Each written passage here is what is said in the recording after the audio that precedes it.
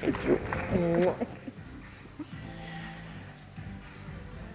So Chimamanda and I met during the COVID-19 pandemic on Zoom for the first time. That's true, yes. And I had no idea what that was going to be like. Obviously, I knew about you. And I would say we sort of connected right away. I don't know if that felt that way to you. Yes. And, you know, one of the things that I think I've admired about you for a long time, as well as many of my peers, is how you write the truth about society. Can you talk a little bit, maybe just take us back a little bit and talk about the story of your mom, and I'm going to get to your writing, but the story of your mom and her importance in your life and that of your siblings. Well, first of all, it's really nice to be here. I feel quite inspired. Just listening to people, and thank you, Melinda.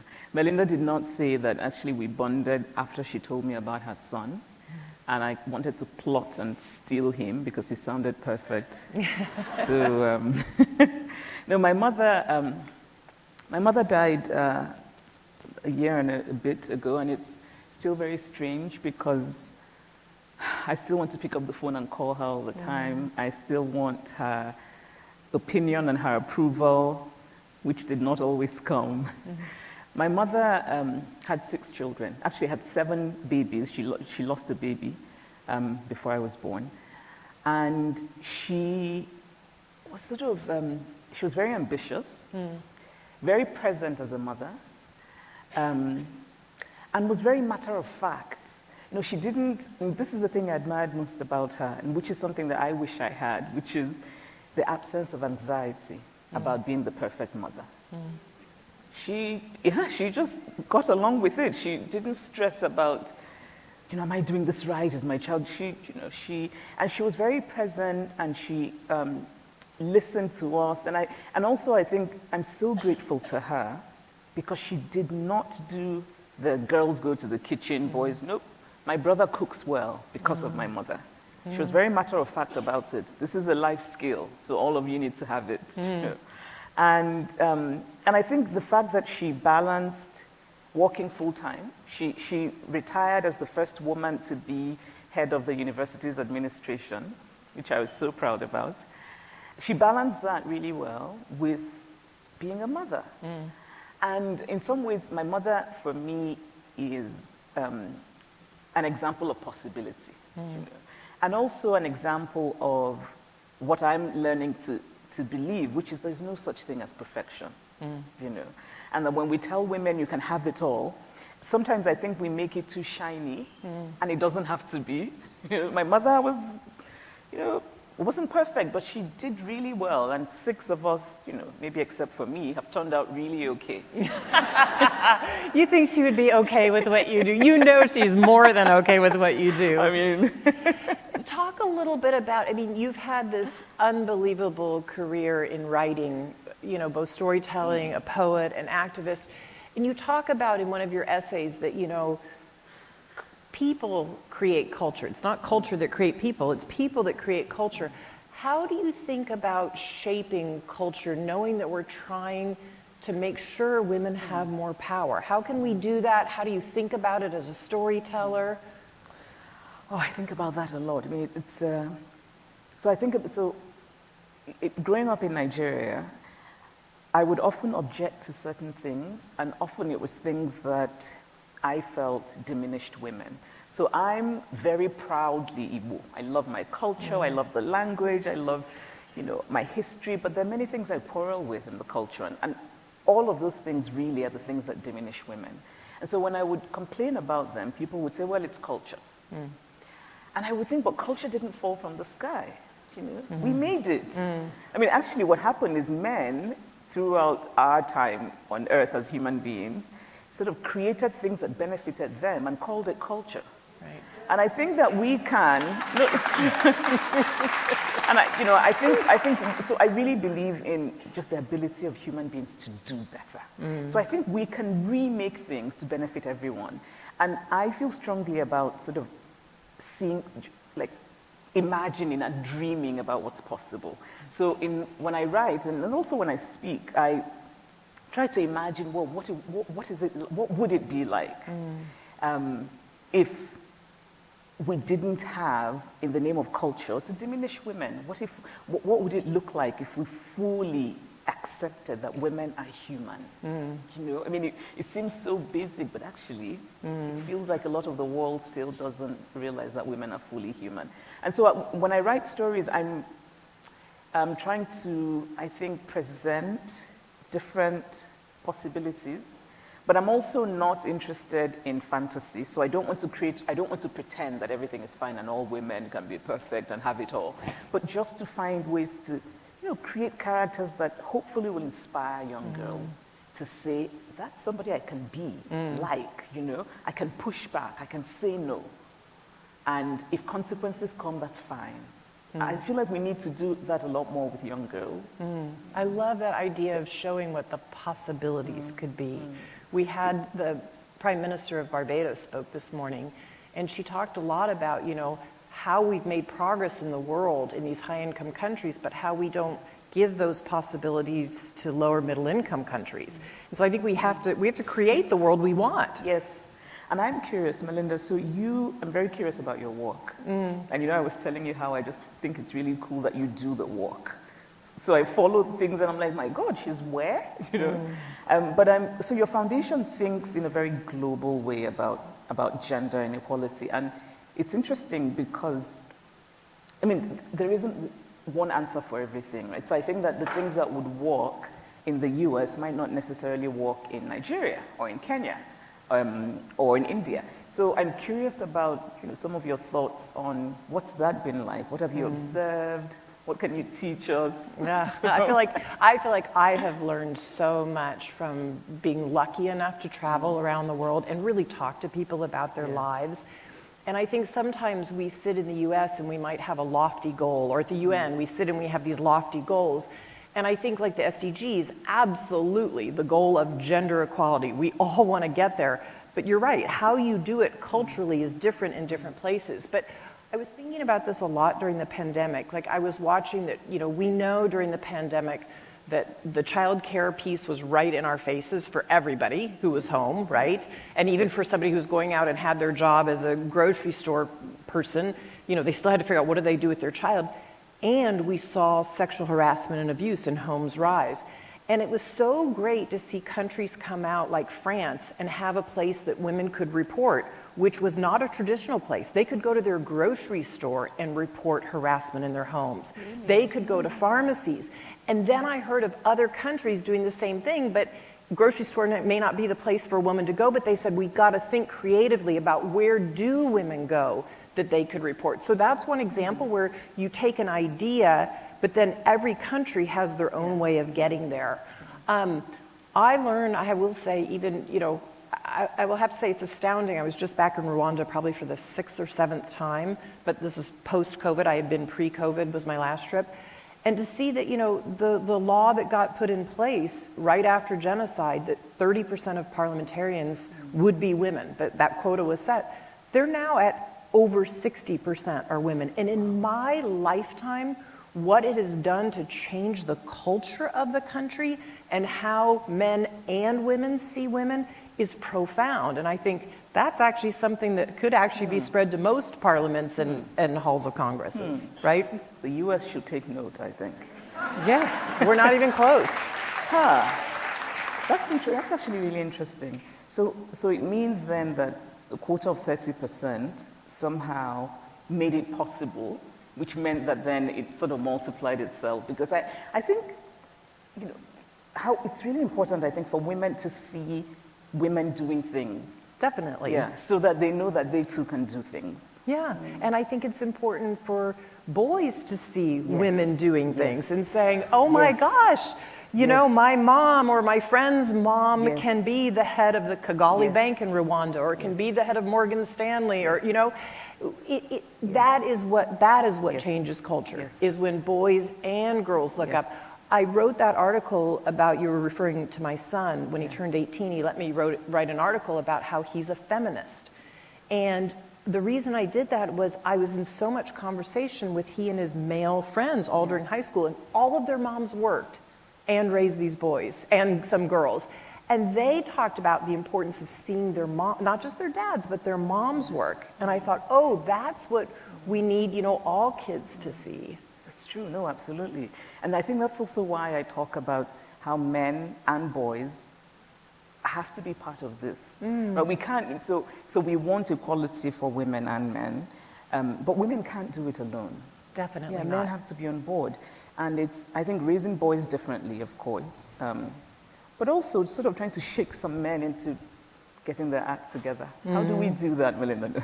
Well, I think you find, I will say, I have worked with many like-minded men who really are for women. Yeah. And, you know, we set a goal at the foundation a long time ago that we would eventually get to having equality basically at the senior management level, right? Yeah. And, you know, it's taken a while, it takes a while to grow, but we have a CEO that's deeply committed to it, and he's now made sure it happens, right? And it's Mark. So it's just great when you're in concert with others, I think, who think alike, because they see the world getting better. Yeah. Talk a little bit about you. I think this is a struggle that I think most women who choose to be moms, and I think it's great if you choose to be a mom or don't choose to be a mom, but most working moms at some point face the struggle of, how do I give what I think is the right amount of time to my children and the right of time to my career? Talk a little bit about your own struggle, because I had this struggle massively. Talk a little bit about your own struggle. I think it's the doomed quest to be the perfect mother, knowing that there is no such thing, but still desperately trying to be. And so I just have one. I just have one child. Can you imagine? And I'm stressed. I don't know how you manage. And she's going to be 7, and you know, she's the center of my world. And I think there's, and I really think that this is a result of female socialization. I really think so. I agree. This urge to, you know, I have to be perfect at mothering. I am entirely responsible for everything to do with her. And I happen to have a husband who's fantastic and present, but somehow I decide to sort of create this burden and carry it. And so I think she's the reason I haven't written a novel since she was born. Any fans out there, that's why. But she's promised another is coming. Blame my daughter. Because I think there's, you know, you kind of know intellectually that you can't be a perfect mother. You know, I think children just need to know they're loved. Totally. But emotionally, it's hard for me because of my female socialization to know that. Because from the time I was little, this idea of being the caregiver, of not failing, of putting myself second and having other people come first. And now it's this person that I adore. So I think I'm still trying to find that balance. But I also know that it's essential for me that I have a life that is outside of being a mother. Because I think, in fact, it makes me a better mother. You know, my writing, my doing things, and she's kind of starting to see that, you know, I have other things to do. Although I'm not sure how well she takes it. You know, so when I was coming here today, she made me a little card, and then I said, "I'll take it with me for good luck," and she said, "Don't lose it, Mama." So she's already starting to bully me a little. Our kids help us grow, right? They do. Yeah. But I think it's something that many women really try and struggle with. And lately I've been telling myself to look at my mother and even my grandmother. You know, women who did things. My grandmother traded, she had 8 children, she had a store, she sold fish, she was active in the church, she did things, and she was a mother. And I don't think she was perfect at any of those things, but she did them well enough. And I try to keep that in mind as kind of a guide. Yeah. And you've been such a powerful storyteller. What has it meant to you as personally, to be able to own your power as a storyteller and tell the stories? And why do you think stories are just, you know, so important, the possibilities? But what has it meant to you to be a storyteller? I don't know. I can't even imagine my life without writing and storytelling. It's the thing that gives me meaning. Right? But I think, of course, I'm a woman, and I think it's different for women because, and this is a lovely quote from Mary Beard about how there is still all over the world a very strong cultural need to silence women. And so often, and I notice this a lot in Nigeria, that when I say something people don't necessarily agree with, they don't want to engage with the substance. Their response is shut up.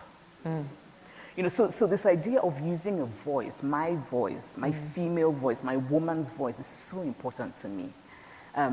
And you know, from the time I was a child, in some ways I think that my choosing to write is my rejecting silence. That silence that is imposed on women. You know, that idea, don't speak, don't really express how you're feeling, you know. And I think from a young age, I just thought, no, I'm going to speak, I'm going to use my voice. And also, I'm very much aware that consequences come with it. But I think I'm okay with that. And that's the thing I want to tell young women. Don't stop because you're worried about what's going to happen if you do. Do anyway, right? Because, you know what, someone's going to dislike you, so what? Dislike them back, you know? No, honestly, and I think, you know, and even just showing things like anger. Right? That lovely woman who spoke about her child saying, Helen, yeah. Yeah, about her child wanting to change her skin color, which I really just empathized with. You know, but it made me, when she was talking about race, it made me think about how women in general, women are judged very harshly when they show anger. But when black women show anger, it is catastrophic. You know, that becomes, right? That becomes the thing that they're known for. I mean, it's awful. But I still say to black women, we have to keep showing anger. One day it will become ordinary because we're human. So I think, yeah, I mean, so for me, storytelling is really, yes, about that voice. It's so important to me. God gave me this voice, I will use it.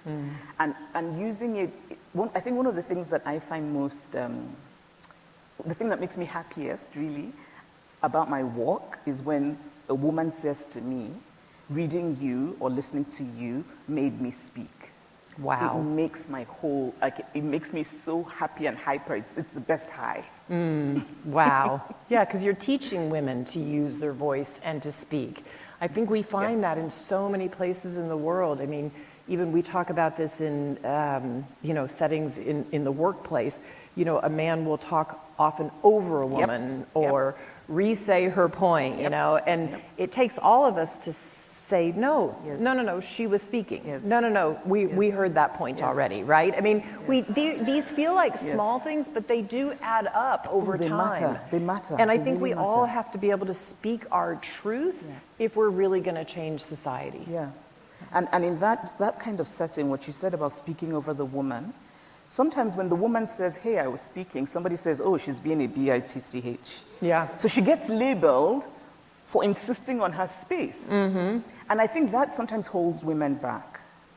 But I really think it's important for us to be willing to take on those consequences. Because that person who has that attitude is really silly and is inconsequential.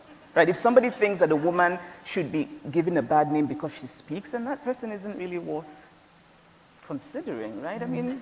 I have a friend, a long-term friend who I've worked with for a long time, and one of the things she's always said is, why is it okay for men to get angry in society, and it's not okay for women to get angry nor to cry? Like, we're not supposed to cry if we're in the workplace, and yet I believe male, and I have lots of males that I adore in my life, but I believe we have a full range of human emotions, and yes, we have to try and keep them in check at certain things. You don't want everybody going around yelling at each other, but sometimes anger has a role, right? It helps you change or create change, and if channeled right. So maybe that's the conclusion of our panel, which is, you know, women have voices. It's not that somebody needs to give us our voice. We have our voices, but we have to use them fully and not let anyone hold us back.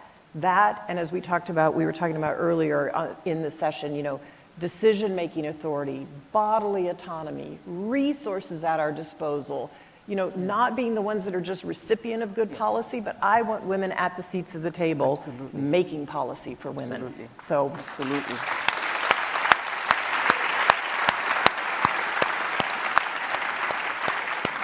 Well, at this point, I want to say thank you, Chimamanda. She made a huge effort and trip to come over and be here at Goalkeepers, despite having a 7-year-old and a writing career.